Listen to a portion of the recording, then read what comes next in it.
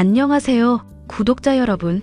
구독과 좋아요는 채널 운영에 큰 힘이 됩니다. 안녕하세요. 서울 잠실에서 작은 디저트 카페를 운영하고 있는 30대 초반 여성입니다. 얼마 전까지는 군포에서 카페를 운영했는데 규모를 조금 더 키워보고자 잠실에 2호점을 오픈했습니다.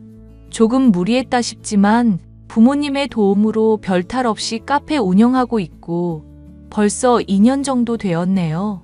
군포와 잠실을 오가며 두 곳을 운영하려니 여간 힘든 일이 아니지만 좋아하는 일 하는 거라 그만큼 보람찹니다. 각설하고 제가 이렇게 사업도 하고 좋아하는 일에 몰두하게 된 계기는 2년 전에 예비 신랑과 파혼을 경험했기 때문이에요. 예비 신랑과는 별다른 문제 없이 서로 정말 아끼고 사랑해주는 둘도 없는 사이였어요. 하지만 결혼을 하는 데 있어서 사랑만으로 해결되지 않는 일들이 있더라고요. 바로 금전적인 문제와 인간관계가 아닐까 싶습니다. 오늘 제가 여러분께 들려드릴 사연은 거지근성으로 정신까지 무장한 예비 시모와 시누이를 참 교육해준 이야기예요. 비록 깊이 사랑했던 예비 신랑과 파혼하는 안타까운 결말을 맞았지만 말입니다. 지금은 마음이 많이 안정된 상태지만 파혼을 한 직후엔 1년 정도 해외에 나갔다 올 정도로 마음이 많이 힘들었었답니다. 어떤 사연인지 지금 바로 시작할게요. 너 오늘 좀 한가한 날이지? 그럼 내가 원희 데리고 카페에 갈 테니 우리 진지하게 이야기 좀 나누자꾸나. 가게로 직접 오신다고요? 너 끝날 때까지 기다리면 날 셀 것 같아서. 너랑 할 얘기가 있어서 가는 거니까 괜히 원호한테 연락하지 마라. 알겠니? 네, 알겠습니다. 도착하시기 전에 미리 연락 주세요. 30분 정도 있다가 도착하니 알아서 적당히 손님 받고 가게 문 닫던가 해라. 네, 그럼 조금 이따 뵐게요. 내가 하도 어이가 없어서 직접 온 거야. 너는 시댁에 생활비 100만 원 주는 게 그렇게 아깝니? 그래서 날 찾아오게 만들어? 어머니, 진작에 말씀드렸지만 저희 아직 결혼한 상태도 아니고 지금 각자 버는 거 각자 관리하는데 어머님 말씀처럼 집 사려면 대출 받아야 하고 이런 거 저런 거 생각하면 100만 원 결코 적은 돈 아니에요. 저희 입장에선 상당 부분 드리는 거고 어머니 혼자 생활하시는데 그 정도면 괜찮다고 보거든요. 어머, 말대꾸하는 것 좀 봐. 너희가 돈이 없는 것도 아니고 원호도 대기업 다니고 너도 카페 운영하면서 700 이상은 번다며? 그럼 그깟 100만 원이 뭐가 어렵다고. 하나하나 따지자면 정말 할 말 많아요. 그리고 지금까지 그이가 매달 어머님께 100만 원 드리는 걸로 알고 있고 이건 그 이외에 추가적으로 달라는 금액이잖아요. 일도 하시고 저희 드리는 생활비 몇백 받으시면 솔직히 좀 과하신 거 아닌가요? 그래서 넌 못 주겠다 이거냐? 원호 씨도 그동안 드린 거 많이 드린 거 아니냐고 생각하던데요. 아가씨 대학 등록금도 있고 겸사겸사해서 챙겨드린 거라고 했고요. 언니, 무슨 소리예요? 나 지금까지 대학 학자금 대출받아서 다녔거든요? 뭐라고요? 원호 씨는 어머님께 드리는 생활비, 당연히 아가씨 대학 등록금이며 용돈이며 해결하는 줄 알고 있던데요. 그럼 지금 아가씨 앞으로 빚 있는 거예요? 남편과 저는 소개팅으로 만난 사이입니다. 같은 대학 출신이라는 동질감과 왠지 모르게 이야기도 잘 통하고 서로 생각하는 것도 비슷해서 마음이 잘 맞다 생각했어요.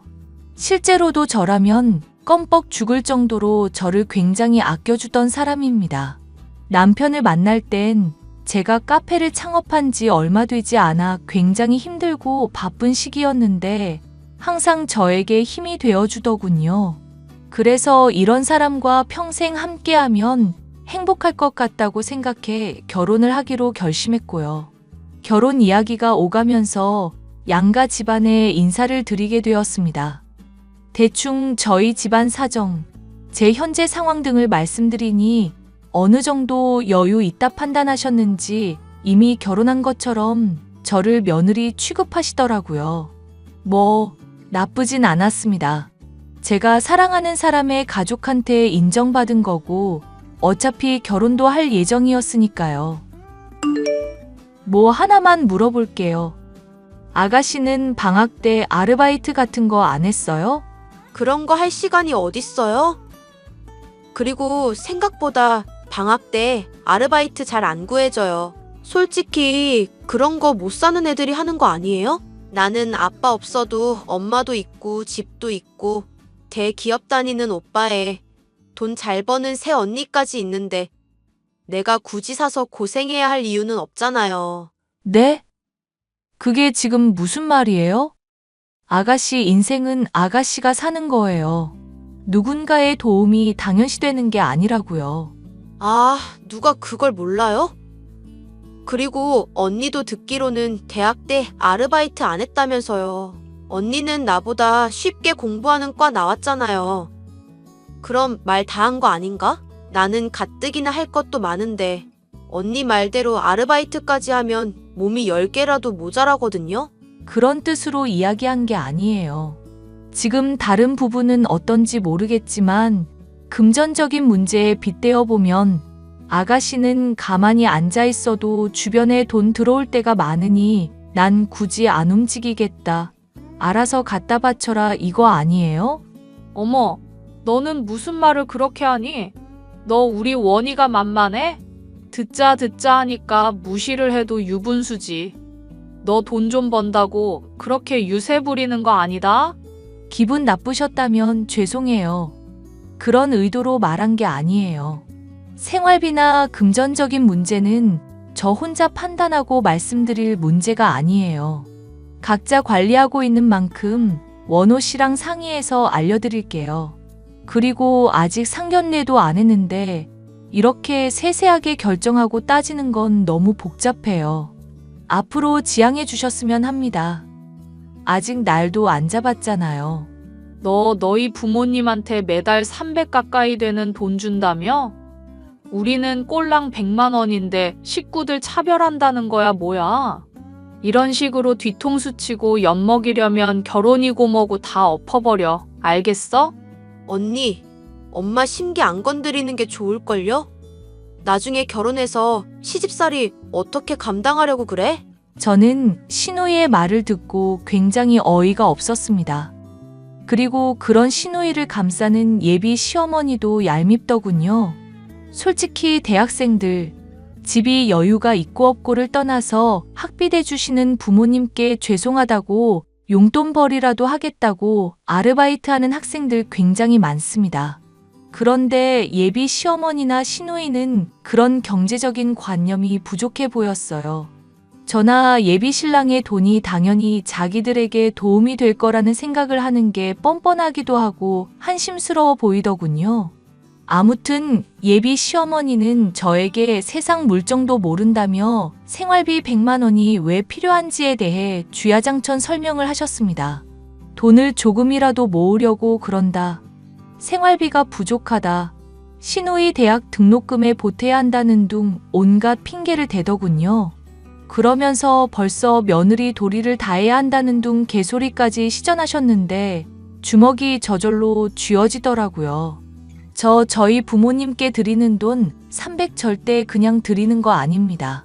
사실 카페 운영하는 건물이 부모님 거고 자식이 고생하는데 월세는 안 받겠다고 고집을 피우셔서 제가 억지로 드리는 거거든요. 카페 월세가 원래 250이었고 거기에 용돈을 조금 보태 300 가까이 되는 금액을 드리고 있는 겁니다. 건물 목이 좋아서 오가는 손님도 많고 배달 주문도 많아져서 충분히 먹고 살 만큼 매출도 나오고 있고요. 아무튼 그렇게 예비 시모와 시누이는 한참을 쏟아내고 볼 일이 있다며 가버리더군요. 작은 소란이 지나고 저는 며칠 동안 많은 생각을 하게 되었습니다. 왜 제가 이런 취급을 당해야 하는지 모르겠더라고요. 엄마랑 원이 왔다 갔다며? 별일 없었어? 분위기가 심상치 않던데. 안 그래도 이야기할까 고민했었어. 어머님이 나한테 생활비 이야기하시더라. 뭐? 생활비? 지난번에 100만 원 어쩌고 했던 거? 그걸 왜 자기한테 이야기해? 나도 모르지. 이미 며느리라 생각하시는지 당연하게 요구하시더라고. 나 솔직히 기분 굉장히 나빠. 이해해. 아니, 나도 이해가 안 되네. 엄마가 왜 그러지? 아마 우리 인사드리러 갔을 때 대충 이야기했던 것들 때문에 발동 걸리신 것 같아. 우리 집 어느 정도 사는 거 아셨고, 집도 나 청약받은 거 있고, 혼수는 자기가 해온다 어쩐다 그랬었잖아. 그냥 인사드리러 가서 정확하게 이야기한 것도 아닌데 꼭 그럴 것처럼 말씀하시는데 되게 어이없더라고. 미안해. 정말 난처했겠다. 자기가 사과할 건 아니지. 그리고 어제는 문자로 엄청 보내셨더라고. 아파트 넓은데 원희 아가씨 직장 생활하면 집 멀어서 출퇴근하기 어렵다고 어머니랑 같이 들어와 살면 안 되냐고 그러던데? 뭐? 그런 말까지 했단 말이야? 아, 진짜 안 되겠네. 그러니까 내가 어이가 없다는 거야. 아직 상견례도 안 하고 언제 결혼한다. 날도 안 잡고 정해진 게 아무것도 없는데 어머님이랑 원희 아가씨 혼자 설레발이잖아. 그리고 내가 나중에 상의하고 대답한다니까. 원래 아들이 부모 봉양하는 거라면서 시부모 모시고 살 생각 안 했냐 그러시던데. 난 이건 좀 선 넘었다 생각해. 이런 식이면 결혼하기도 전에 기빨려. 나 그냥 다 안 하고 연애만 할까 싶은 생각도 들어. 미안해. 정말 미안해.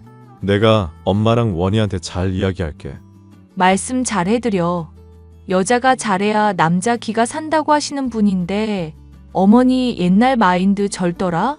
만약에 자기 잘못되면 다 내 탓이라고 그러시는데 이참에 입장 정리 확실히 하고 와. 나 안 그러면 결혼 진행 못해. 살면서 고부 갈등 없을 순 없어. 하지만 이건 일방적인 요구잖아. 알겠어.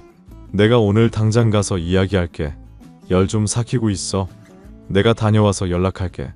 예비 신랑도 저와 예비 시어머니 사이에서 중간 역할 하느라 정신이 없었을 겁니다. 이제 막 회사에 입사한 지 3년 차라 신입이나 다름없었거든요. 예비 시댁은 경기도 김포였습니다. 형편이 어려운 것도 아니고 오래전부터 그곳에 살다가 신도시로 재개발되면서 보상금도 받고 아파트도 한 채 분양받은 걸로 알아요. 시아버지는 몇 년 전 지병으로 돌아가셨고 대학 졸업 후 취업 준비 중인 시누이와 시모, 예비 신랑 이렇게 셋이 살고 있었습니다.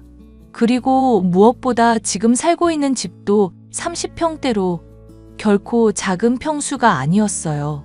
저희 신혼집이 될 제 아파트는 40평 정도 되는데 예비 시댁과 방 하나 차이 나고 구조적으로는 비슷합니다. 아무튼 예비 신랑은 예비 시어머니와 시누이하고 한바탕 하고는 상견례 전까지 저에게 연락을 일절 금지시켰습니다. 그 전에 어떤 말이 오가던 상견례도 안 한 마당에 별 의미 없었거든요. 하지만 예비 시어머니와 시누이는 포기란 걸 모르는 사람들이었어요. 예비 시어머니의 연락이 좀 사그라들자 이번에는 예비 시누이가 되지도 않는 말로 절 괴롭히기 시작했습니다. 언니, 어떻게 할 거예요? 생각 좀 해봤어요? 아, 아가씨, 점심은 먹었어요? 생각해봤냐니. 어떤 거요? 아니, 우리 엄마랑 나랑 합가해서 사는 거 말이에요. 그거 생각 안 해봤냐고요. 말씀드렸잖아요. 제가 혼자 결정할 일 아니고 원호 씨랑 상의해야 한다고. 근데 아직 상견례도 안 하고 정해진 게 없는데 지금 그런 이야기 해봤자 무의미해요. 어떻게 될지 모르는데. 그럼 지금 우리 오빠랑 결혼 안 하게 될 수도 있다. 이거예요? 와, 언니, 대단한 사람이네? 그런 말이 아니잖아요. 그리고 솔직히 결혼 준비하면서 의견 충돌하고 안 맞는다 판단되면 최악의 경우 없던 일로 하는 경우가 있을 수도 있겠죠. 아니, 융통성을 좀 부려봐요. 그렇게 아니 꼽게 굴지 말고. 네? 아니, 몇 번을 말해요? 나중에 결혼해서 같이 살 집이고 같이 상의해야 될 문제라고요. 제 마음대로 결정해서 이래라 저래라 할 문제가 아니잖아요. 오빠는 싫다고 해도 겉으로만 그러는 거예요. 그러니까 같이 산다는 쪽으로 말하면 오빠도 바로 오케이 할걸요? 솔직히 나 회사 관두고 싶은데 이직 준비하면서 억지로 다니는 거예요. 어떻게 될지도 모르는 마당에. 그게 저랑 무슨 상관인데요? 아니, 김포에서 강남이 얼마나 먼데. 솔직히 언니네 집에서 지금 다니는 회사 10분 거리인데 같이 살면 능률도 오르고 오빠랑 언니는 자기 차 타고 다니고 나는 경기도에서 강남까지 지하철에 버스까지 타고 오는데 안 피곤하겠어요? 말단 직원이라 가뜩이나 잔심부름도 많은데 이런 거 생각하면 같이 사는 게 맞죠. 가족끼리 나몰라라 할 거 아니면. 지금 무슨 의도로 말하는 건지 모르겠네. 아, 말을 해줘야 하나. 생활비를 올리던지 같이 살던지 정하라는 거잖아요. 같은 말만 계속하는 것도 지치네요. 원호 씨랑 상의해서 이야기 전달할 테니까 상견례를 하든 뭘 하든 그 이후의 이야기예요. 저는 결혼을 결심한 마당에 서로 얼굴 붉히기도 싫고 나름 가족으로 묶여있는 상황이라 참 난감했습니다. 이 상황에 예비 시어머니나 시누이에게 화를 내면 제 부모님 욕먹이는 것 같아 꼭 참게 되더라고요. 저는 예비 시누이와 얼른 대화를 마치기 위해 나중에 상의해서 연락한다고 하고는 전화를 끊어버렸습니다. 이때 한 가지 결심이 서더라고요. 지금부터라도 참지 말아야겠다는 결심이요. 저는 이 사실을 예비 신랑에게 알려주었고 예비 신랑은 당장이라도 전화해서 요절을 내려는 걸 겨우 말렸습니다. 제3자가 생각해도 과하다 싶은 이 상황을 그 두 사람은 마치 즐기는 것처럼 보였습니다. 그렇게 약 한 달 정도의 시간이 흐른 뒤 저희는 양가 부모님을 모시고 상견례를 하게 되었습니다. 저희 부모님은 예비 신랑을 상당히 마음에 들어 하셨던 터라 별 탈 없이 지나갈 줄 알았어요. 하지만 어느 정도 예상했듯 예비 시어머니와 시누이 때문에 상견례 전부터 온 신경이 곤두설 수밖에 없었습니다. 제가 처음으로 정색하고 화를 냈던 건 그때가 처음이었네요. 얘 세아가 바쁘니? 내가 너한테 기니 할 말이 있어서. 네, 지금 좀 한가해요. 무슨 일인데요? 말씀하세요. 다름이 아니라 다음 주가 상견례잖니? 그런데 상견례 때 입을 옷이 마땅치 않구나. 이참에 백화점에서 옷 좀 사다오. 원희도 데려가서 이참에 옷 하나 해 입히자. 네? 갑자기요? 어머님 상견례 복장을 제가 왜? 원호 씨한테 이야기해 보세요. 얘는 원래 이런 건 며느리 될 사람이 알아서 딱딱 챙겨주고 해야 하는 거야. 같은 여자인데도 넌 그걸 모르니? 은근히 센스가 부족한 것 같다? 예비 시댁 식구들 상견례 복장까지 신경 써야 한다는 걸 지금 알았네요. 그래서 뭘 사고 싶으신데요? 선물 사드린다 치고 사드릴게요. 저도 벌고 있는 입장이라 너무 과한 건 안 되고요. 어휴, 내가 그런 속물로 보이니? 다른 건 다 필요 없고 이번에 구찌에서 나온 신상 원피스 있다. 옷은 그걸로 하고 원희가 옷은 있으니 샤넬에서 가방 하나 더 사면 될 것 같네. 우리 둘 다 구두는 루이비통으로. 네? 어머님, 지금 거의 예단 수준인데요? 어머니가 말씀하신 것만 해도 1,000만 원은 좋게 될 거예요. 뭐 어떠니? 예단한다 생각하고 그냥 쿨하게 해주면 그만이지. 어머니, 아무래도 좀 과한 것 같네요. 뭐가 과해? 그 정도면 무난한 거지. 일부러 중저가 제품으로만 고른 건데. 네가 명품을 잘 몰라서 그런가 보네. 제가 잘 모르는 게 아니라요. 원호 씨한테 상황 설명하고 해드리든지 할게요. 그놈의 상의. 맨날 뭔 상의를 그렇게 한다니? 너 사업한다는 년이 그 정도밖에 안 돼? 그러면서 우리 잘난 아들이랑 결혼하려고? 뭐예요? 년? 지금 저한테 욕하셨어요? 말 꼬투리 잡는 것 좀 봐. 너 그러다 사람도 잡겠다? 어머니가 지금 저한테 말 실수하셨잖아요. 어쩜 그렇게 당연하게 요구만 하세요? 어머니, 그럼 그거 사드릴 테니까 저 이번에 생로랑에서 나온 원피스 구두, 가방, 화장품 싹 다 맞춰주세요. 그 정도는 예단이랍시고 해주실 수 있으시죠? 내가 왜 해주니? 그런 건 원래 여자가 시집 오면서 저 좀 잘 봐주십사라는 뜻으로 사들고 오는 거야. 기본적인 것도 모르는구나. 도대체 가정교육을 어떻게 받은 건지 원. 아, 정말 화나게 하네. 입을 옷 없으면 그냥 상견례 취소하고 꺼져, 이 아줌마야. 진짜 미쳐도 단단히 미쳤네. 나 이 결혼 안 해도 그만이니까 없던 걸로 해. 도저히 못 참겠네. 뭐? 너 지금 말 다 했냐? 나한테 아줌마라고 했어? 꺼지라고? 너 이거 원호가 알면 바로 파혼이야. 잘 됐네. 지금까지 어머님이 말씀하신 거 다 녹음했거든요. 이전에도 그렇고 이거 녹음 파일 다 보내버릴까 보다. 확. 너, 이게 무슨 버르장머리야. 너 이러는 거 원호도 알아? 우리 귀한 아들이 이런 불려우한테 속고 있었다니. 말은 똑바로 하세요. 저 그냥 이 결혼 안 해도 되니까 어머님이 옷을 사 입든 말든 본인 돈으로 해결하세요. 저는 화를 주체할 수 없어. 그날 손님도 없던 카페 문을 일찍 닫아버렸습니다. 그러고는 곧장 예비 신랑의 회사로 찾아가 예비 시어머니가 했던 말을 그대로 해주고 제가 갖고 있던 몇몇의 녹음 파일, 사진, 동영상을 보여주며 결혼은 없던 걸로 하자고 통보해버렸습니다. 충격을 받은 예비 신랑은 무릎까지 꿇으며 자신이 인연을 끊고서라도 살 테니 결혼을 물리자는 말만 하지 말아달라고 부탁하더군요. 어찌나 오열을 하던지 제가 다 미안해질 정도였습니다. 결국 며칠 동안 생각할 시간을 갖기로 했고 다시 한번 예비 신랑의 진심을 믿어보기로 하고 결혼을 진행하기로 했어요. 그렇게 대망에 기다리던 상견례 날이 다가왔습니다. 역시나 사람은 고쳐 쓰는 것 아니라고 예비 시어머니는 이때다 싶었는지 공격적인 어투로 말씀을 시작하셨어요.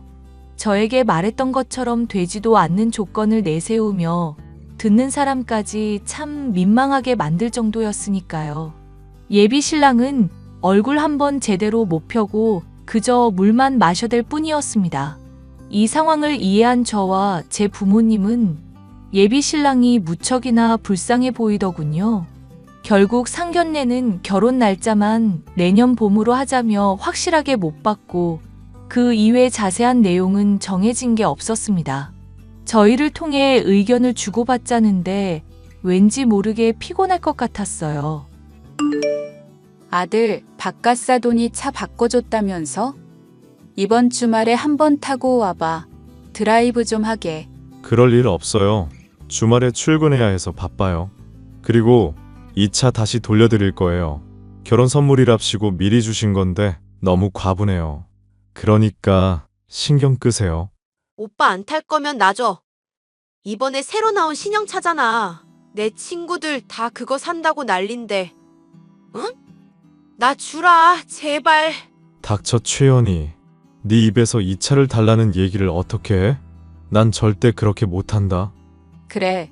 안 탈 거면 이왕 받은 거 그냥 동생한테 좀 양보해라. 가뜩이나 김포에서 강남까지 출퇴근하느라 힘든데 양보한다고 탈라나. 절대 그렇게는 못해요. 생활비도 일전에 말씀드린 거 말고 50만 원만 드릴 겁니다. 정말 가족한테 매정한 거 아니야? 생판남인 새 언니 말은 고지고대로 들으면서 왜 우리는 찬밥 신세야? 말을 똑바로 해. 말이 되는 요구를 해야 들어주든지 말든지 하지. 그리고 너 너무 당연하게 받아들이는데 앞으로는 네가 직접 벌어서 써. 한두 살 먹은 어린애도 아니고 말이야. 자기야, 그만해. 차분히 이야기해도 되잖아. 얼씨구, 둘이 아주 생난리를 치는구나. 지금 아니면 정리 못할 것 같아서. 엄마나 원이 잘 들어. 나 결혼하면 명절에 다시는 안 와. 그냥 서로 안부 전화로 생사하기만 하자고. 지금 생각해 보니까 이건 좀 아닌 것 같네. 그만해. 나는 괜찮아. 좋은 날 앞두고 왜 그렇게 말해? 네가 우리 아들 꼬드겼지. 참나, 어이가 없어서 우리 안 돌보겠다. 이거야? 엄마가 한두 살 먹은 어린애야? 원이 쟤도 그렇고 두 사람 다 왜 이렇게 철이 없어? 제발 그만 좀 해. 두 사람 보기 싫어서라도 결혼하면 신혼집에 안 살고 처가댁 들어갈 거야. 지금 가족 버리고 도망가겠다. 이거야? 자식이 부모 봉양 안 하면 법에 걸리는 거 몰라? 얼마 전에 부모 봉양 안 한 사람 생활비 대주라고 나라에서 그렇게 판결했는데 오빠도 그 꼴 나고 싶은 거야? 아가씨, 말이 너무 심하네요. 지금 그렇게까지 이야기할 사안 아니잖아요. 솔직히 이 사람 말 잘못된 거 뭐가 있어요? 아가씨 편하자고 우리랑 합가한다고? 돈은 돈대로 받아가면서. 순이기적인 생각이잖아요. 너는 어디서 시누이 될 사람을 가르치려 들어. 너야말로 가정교육 못 받은 티 내지 마라. 진짜 다들 해도 너무하네. 법에 걸린다고? 그래, 어디 한번 법대로 해보자.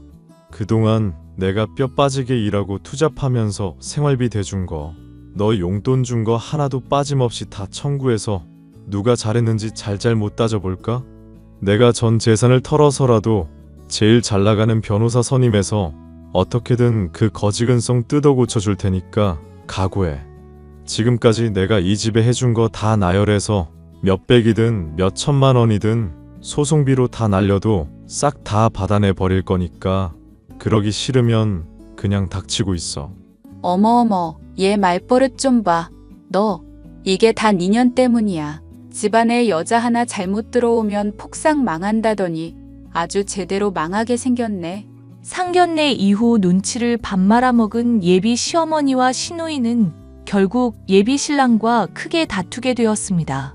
온전히 자기들만 생각하고 자기들 의견이 맞다고 주장하는데 이야기가 통할 리 없었습니다. 한참을 대화한 끝에 예비 신랑이 화를 참지 못했고 그 상황에 저는 예비 시어머니에게 뺨까지 맞는 상황이 발생했어요. 뺨 한 대 맞으니 그제야 알겠더라고요. 아, 이 결혼은 하지 말아야 할 결혼이구나 하는걸요. 솔직히 이렇게 과하게 바라지만 않았어도 그값이 몇 푼 다 갚아주고 서로 잘 살아보자 했을 수도 있습니다. 하지만 이건 과해도 너무 과했잖아요? 아무튼 그 사태 이후 저는 예비 신랑과 연락을 끊고 지냈습니다. 물론 사연을 쓰는 이 순간에도 예비 신랑을 생각하면 가슴이 울적하고 많이 아프지만 그때 당시엔 몇 배로 더 힘들었어요. 결국 한참을 고민하다 예비 신랑에게 장문의 메시지로 파혼 의사를 밝히고는 잠수를 타버렸습니다.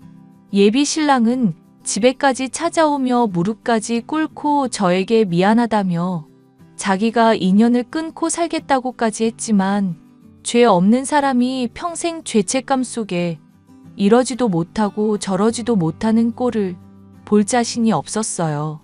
예비 신랑이 저를 붙잡고 올 때 저도 한참을 같이 울었습니다. 그렇게 겨우 진정이 되고 다시 한번 파혼 의사를 밝혔습니다. 이내 받아들였는지 그동안 고마웠다는 짤막한 인사만 남기고 뒤돌아서 가더라고요. 물론 그 뒤로 지금까지 어떠한 연락도 받지 않았습니다. 오지도 않았지만요. 그렇게 허무하게 파혼을 하고 나니 정말 공허하더군요. 몇 년이라는 시간을 함께 해오며 좀 더 나은 미래도 함께 꿈꿔왔는데 그게 한순간에 무너지니 제 마음도 제정신이 아니었습니다. 저는 결국 카페를 친구에게 잠시 맡겨두고 머리도 식힐 겸 이탈리아로 1년 동안 유학을 다녀왔습니다. 커피 공부도 좀 더 하고 디저트 스쿨도 수료하고 많은 경험을 하고 돌아왔죠. 그 뒤로 조금 더 발전하고자 잠실에 카페 2호점을 오픈한 거랍니다. 지금까지 잘 살아오고 있고요. 부모님한테는 예비 신랑이 연말이나 연초, 부모님 생신 때 안부 문자를 보내온다고 합니다. 신경이 조금 쓰이겠지만 저는 이대로 만족하며 지내려고 해요. 제 사연은 여기까지입니다. 지금까지 제 사연 들어주셔서 감사합니다. 앞으로 힘차게 살아갈 제 인생 응원해주세요. 윤수라, 찬영이가 재혼한다는 게 사실이니? 왜 안 알려줬어? 네? 갑자기 뭐죠? 누구신데요? 뭐? 나야, 정희. 네 새언니. 너 새언니가 누군지도 모르니? 아, 전 새언니구나. 오빠랑은 이미 예전에 이혼하셨는데 아직도 오빠 마누라 행세를 하시다니 좀 웃기네요. 그런 건 됐고, 찬영이가 재혼한다는 게 사실이야? 언제 그런 얘기가 나온 거야? 네, 사실이에요. 얼마 전에 집에 결혼 허락받으러 왔거든요. 오빠가 그분을 처음 소개해줬던 건 반년 정도 전 얘기고요. 물론 그 전부터 사귀고 있었다고는 하지만요. 나 몰래 재혼을 하려고 하다니 웃기지 말라고 그래. 난 재혼 인정 못해. 응? 왜 당신 허락을 받아야 되는 건지 모르겠네요. 아니, 근데 그쪽이 뭐라고 떠들 자격이 되세요? 이미 오래전에 이혼해서 생판 남인 사람이. 이건 찬영이를 위해서 하는 말이라고.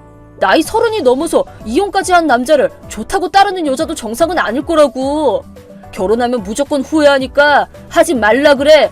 새언니 될 사람은 전혀 그렇지 않아요. 오빠 회사 상사의 따님인데 다정하고 말도 융통성 있고 어른스럽고 기품도 있는데 오빠를 진심으로 좋아하고 있다는 것이 그냥 보고만 있어도 충분히 느껴질 정도예요. 누구랑은 다르게 호빠나 다니면서 호스트랑 바람 피우고 애가 생겼다면서 이혼하겠다고 난동을 피우는 등 문제를 일으킬 만한 사람은 아니라고요. 회사 상사 딸이라고? 그 여자 100% 찬영이 재산 노리는 거야. 상사 딸이랑 결혼시켜서 회사 그만두고 도망가는 일을 없게 만들어서 노동력이랑 돈을 착취할 심산이라고. 부모나 자식이나 참 쓰레기들이네. 자기소개하세요? 상사분이나 그 언니나 돈 낭비나 할 사람들이 아니라고요. 도박에 빠진 지 엄마를 위해서 오빠 개인 물건을 갖다 팔거나 신용카드를 훔쳐서 빚을 지는 누구랑은 다르거든요. 오빠네 회사는 일도 편하고 돈도 많이 주고 그 언니랑 결혼해서 그만두기 힘들게 된다면 오히려 더 좋은 일인데요?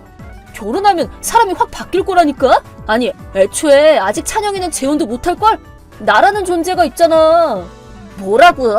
이혼 서류만 낸다고 결혼이 다 끝인 건 아니야. 이혼 서류라는 건 떨어져서 혼인관계를 이어나간다는 뜻이라서 결국 찬영이랑 나는 아직도 결혼 중인 거야. 그니까 새 여자랑 결혼할 수는 없는 거라고. 하긴 넌 아직 어려서 이런 건 모르겠구나. 진심으로 뭘 하는 건지 이해를 못하겠어요. 아무리 어리다고 해도 이제 20살도 넘은 성인인데 이혼 서류가 의미하는 바 정도는 이해할 나이 아닌가요? 그게 무슨 논리세요? 떨어져서 혼인관계를 지속하는 뜻이라니. 유치원부터 다시 들어가시는 것이 좋지 않을까요? 하여튼 됐고 찬영이랑 연락하게 해줘. 찬영이한테 차단당한 상태라서 내가 직접 연락할 수는 없단 말이야. 뭐 오빠도 최근 몇 년 동안 핸드폰을 몇 번 바꿨는데 그때마다 가장 먼저 그쪽 연락처부터 차단하더라고요. 당연한 말이기는 하지만 그쪽이 몸서리치기 싫은가 봐요. 시끄러워! 내 말 들어. 나 몰래 재혼이라도 했다간 가만 안 둘 거라고. 지금 사과하면 나나 엄마가 용서해줄 거고 다시 한번 결혼 생활 해주겠다고 그렇게 전해. 그래, 알겠어요. 오빠한테 얘기해 놓을게요. 오빠한테 나중에 연락하라고 할 테니까 지금 살고 있는 주소랑 전화번호 좀 알려주실래요? 처음부터 그렇게 나올 것이지. 전화번호랑 주소 적어놓은 메모 보낼 테니까 걔한테 내 말 확실하게 전해줘. 아, 네. 확실하게 전해드릴게요. 아니, 윤소라! 찬영이한테 제대로 전한 거 맞지? 네, 전해놨죠. 보내주신 주소랑 전화번호까지요. 근데 왜 걔는 나한테 연락을 안 하는 건데? 말이 안 되잖아. 그걸 저한테 따지시면 어떡해요. 아, 혹시 편지는 아직 도착 안 했나요? 뭐? 편지? 얼마 전에 오빠가 편지 보냈다고 그러던데요? 오빠 이름으로 뭐 온 거 없어요? 혹시 그 이상한 서류가 들어있던 봉투 말하는 건가? 몇 천만 원을 곧장 보내라고 쓰여있길래 사기인 줄 알고 곧바로 버렸는데 설마 그게 찬영이가 보낸 편지였단 거야? 네, 맞아요. 그게 오빠가 보낸 편지예요. 뭐? 장난하는 것도 아니고 그 청구서가 무슨 편지라는 거야? 웃기지 마. 몇 천만 원을 내라는 게 대체 무슨 소리야? 다짜고짜 돈 내라는 게 어딨어? 에? 까먹었어요? 그거 당신이 안 주고 튄 위자료잖아요. 뭐? 이혼 당시에 오빠가 위자료 청구하자마자 연락처 싹 다 차단하고 다른 지역으로 튀고 주소지도 이상한 데로 등록해놓고 도망다니고 그랬잖아요. 그 몇 천만 원을 내기 싫어서. 그건 그러니까 그때는 오빠도 끝까지 찾아내겠다고 난리도 아니었어요. 그쪽에 만든 오빠 명의의 빚도 있었잖아요. 공증이라도 받아놓을 걸 그랬다면서 엄청 후회했어요. 근데 당신이 교묘하게 숨어버려서 그냥 포기하고 지냈거든요? 근데 이제 와서 이렇게 제 발로 나타나주다니. 이건 그냥 대놓고 위자료 청구해주세요 하고 외치는 걸 아닌가요? 그래! 뭐 내가 도망간 적은 있지만 이혼한 지 벌써 2년 반이나 지났어. 이제 와서 위자료를 어떻게 다시 청구하겠다는 거야? 그래서 저도 한번 찾아봤는데 위자료 시효는 이혼한 후로 3년이래요. 아깝다. 한 반년만 있으면 되는 거였는데. 아니 잠깐만. 나는 돈을 내려고 연락한 게 아니란 말이야. 찬영이가 이상한 여자랑 재혼하겠다는 소문을 듣고 그녀한테 속아 넘어가지 않게 도와주려고 했을 뿐이야. 다 찬영이를 생각해서 한 거라고. 그런데도 왜 돈이나 청구당하고 있어야 되는 건데? 그래서 뭐 어쩌란 거죠? 친절이고 나발이고 당신이 이혼할 때 위자료를 안 내고 튀었다는 사실은 바뀌지 않잖아. 그건 그거고 이건 이거죠. 근데 난 그 정도 돈은 없어. 없는 건 없는 거니까 청구해봐야 소용없어. 그럴 경우에는 여러 수순을 거쳐서 강제 집행을 하게 되니까 걱정할 필요 없대요. 월급 통장 압류나 가재도구 압류 등을 통해 한 푼도 안 빼놓고 다 받아낼 거예요. 뭐? 또 도망갈 생각은 꿈도 꾸지 마세요. 이번에는 도망 못 가게 탐정까지 고용해서 감시하고 있으니까요. 뭐 도망갈 돈도 없긴 하겠지만요. 아니, 이혼한 후에 눈 맞았던 호스트는 도망가고 위자료 안 내려고 엄마랑 같이 도망가느라 완전히 알거지 되셨죠? 불륜 상대 애는 낳으신 것 같던데 못 키우겠다고 고아원에 보내버렸다면서요. 그래서 새로운 곳에서 일도 시작하긴 했지만 일은 안 하고 도박만 하는 엄마한테 다 갖다 바치느라 아무리 일을 해도 돈이 없는 상황이죠? 왜 네가 그걸 다 알고 있어? 탐정 고용했다고 말했잖아요. 그 사람이 다 조사해줬죠. 그래서 결국 돈에 허덕이다가 오빠랑 재회하고 싶어서 오빠가 재혼한다는 소리를 듣고 허겁지겁 연락한 거잖아요. 그래 맞아. 나는 그 호스트한테 속은 피해자야. 찬영이는 원래 내 남편이었으니까 전처인 나를 도와줄 의무가 있어. 그니까 어디서 굴러먹다 온지도 모를 여자랑 결혼하지 말라고 그래. 다시 나랑 결혼해야 된단 말이야. 아니 그렇다고 해서 그 논리가 이해되는 건 아니에요. 물론 부모한테 착취당해서 돈이 없어서 힘들 거라는 생각은 들지만 완전히 자업자득 아닌가요? 바람 피워서 애 만든 것도 오빠 돈을 갖다 쓴 것도 위자료를 안 내고 도망간 것도 그래놓고 피해자 코스프레 하면서 재회를 요구하는 것까지 다 큰 어른이 쪽팔리지도 않으세요? 시끄러워! 건방지게 자꾸 말대꾸 할래? 넌 어차피 말도 안 통하니까 찬영이네 바꿔줘. 내가 직접 대화해야겠으니까. 그러든가요. 그럼 저는 이만 실례할게요. 앞으로는 오빠랑 직접 얘기하세요. 법원에서요. 뭐? 법원이라니? 난 지금 얘기하게 해달라는 거라고. 야, 내 말 안 들려? 박윤솔!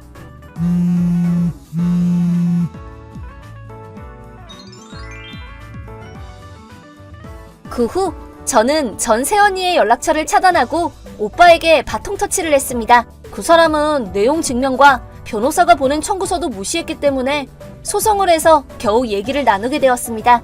그 결과 위자료를 내겠다고 약속하고 화해하긴 했지만 약속을 지키지 않고 위자료를 내지 않았기 때문에 강제 집행으로 재산과 급여를 전부 압수당하고 말았습니다. 원래 살고 있던 집에서도 쫓겨나게 되어 지금은 일하고 있는 회사에 작은 창고를 빌려서 살고 있다고 합니다. 도망갔다가 돌아왔다가 화해했다가 다시 약속을 깨버렸다가 대체 뭘 하고 싶은 건지 알 수가 없습니다.